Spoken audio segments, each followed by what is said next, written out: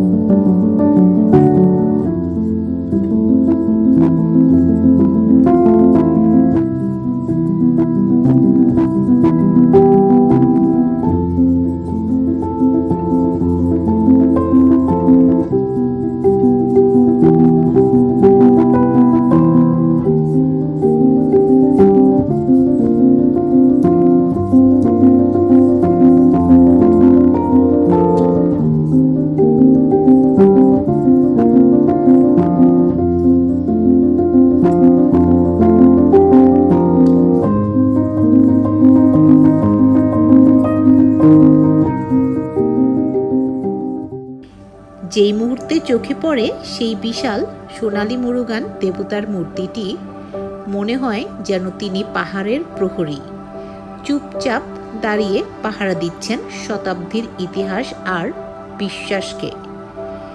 ৪২ metre উঁচু সেই মূর্তি সূর্যের আলোয় ঝলমল করছে, যেন সোনালী আলোর এক জীবন্ত প্রতীক।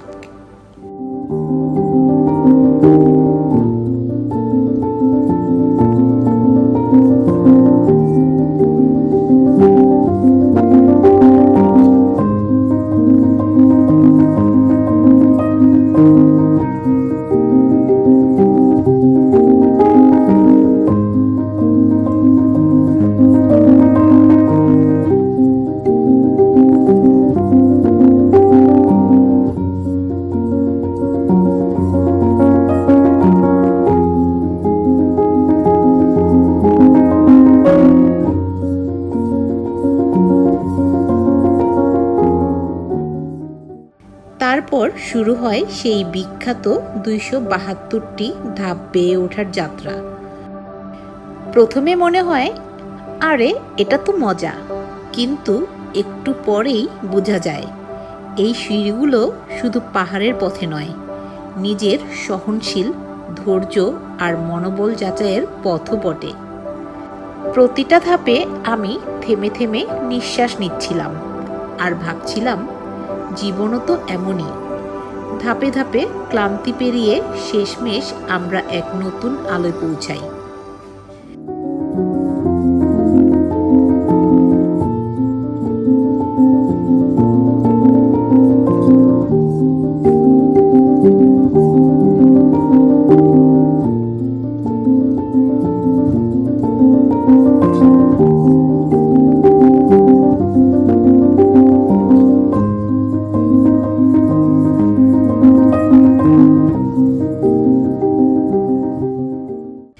গুহার ভেতরে ঢুকে মনে হচ্ছিল আমি যেন আরেকটা জগতে ঢুকে পড়েছি। উঁচু ছাদ, ঠান্ডা বাতাস আর চারপাশের পাথরের গায়ে ইতিহাসের ছোঁয়া, সব মিলিয়ে এক রহস্যময় প্রশান্তি। মাঝে মাঝে উপরের গর্ত দিয়ে সূর্যের আলো এসে পড়ছিল ভেতরে, যেন স্বর্গ থেকে আলো নেমে আসছে পৃথিবীতে।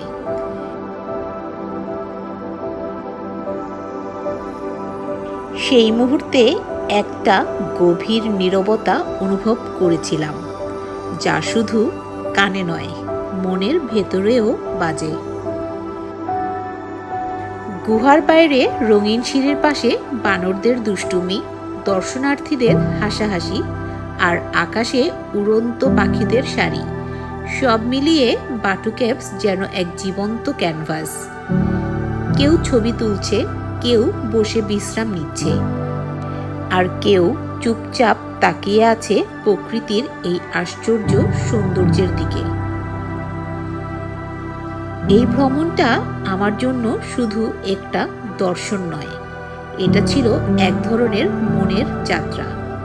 আমি শিখেছি কখনো কখনো নিজেকে নতুন করে চিনতে হলে একটা অজানা জায়গায় যাওয়া জরুরি, যেখানে ক্লান্ত মন একটু শান্তি খুঁজে পায়, যেখানে পাহাড় আর নীরবতা মিলে মনে ফিস ফিস করে বলে সব ঠিক হয়ে যাবে। বাটু কেভস আমার জন্য ছিল ঠিক তেমনই এক জায়গা, যেখান থেকে ফিরে এসেও মনে রয়ে গেছে এক টুকরো আলো, এক টুকরো শান্তি আর এক অদ্ভুত রকম কৃতজ্ঞতা।